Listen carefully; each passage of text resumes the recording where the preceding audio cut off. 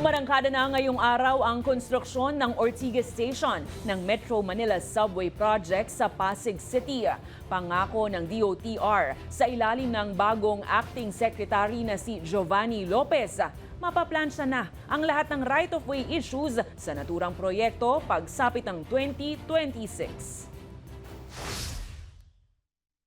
Matapos ang 2 taong pagkaantala dahil sa ilang isyu ng legalidad sa lupa, nasimulan na ngayong September 3 ang konstruksyon ng Ortigas Station para sa Metro Manila Subway Project. Present sa groundbreaking si Pasig City Mayor Vico Soto at ang bagong acting secretary ng transportasyon na si Giovanni Lopez. Pagtitiyak ni Lopez, doble kayod ang kanyang ahensya para masecure ang lahat ng right-of-way issue ng subway at umusad ayon sa schedule ang konstruksyon. Napaka-importante po ng istasyon na to sapagkat ito ay sa pangalawa yata to sa pinakamalaking istasyon sa subway natin.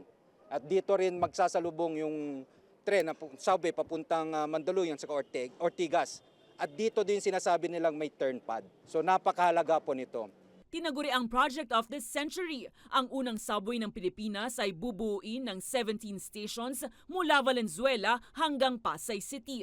Pero hindi lang ito ang tututukan ngayon ni Lopez. Sa turnover ceremony ng liderato ng DOTR kanina, ipinangako ni Lopez na ipagpapatuloy ang magagandang nasimulan ng kanyang dating boss at ngayon ay Public Works Secretary Vince Dizon. Kailangan kong talagang gawin na ngayon at ipagpapatuloy lang. It's not actually a first order of business. It's more of I have to double down on my duties and responsibilities. Wala talagang first order of business to eh. Ang order of business nito, lahat eh. Kabilang sa mga ipagpapatuloy ni Lopez, ang pagsasapubliko ng mga huwag tularan list o listahan ng mga pasaway na motorista at ang mga proyekto para sa commuters at motoristang may kapansanan. PWD access, lahat ng mga yan, kailangan namin tutukan. So I think pati sa ating mga contractors, sa ating procurement, nasasama na rin yan sa kanilang mga terms of reference. Naging emosyonal naman si Dizon sa kanyang pamamaalam sa DOTR. Anya bagamat 6 na buwan lang siya sa ahensya, nakita niya ang naging pagbabago, lalo na katuwang ang mga tapat na kawani rito. Slowly build back the trust in government, one agency at a time, then, we can do great things.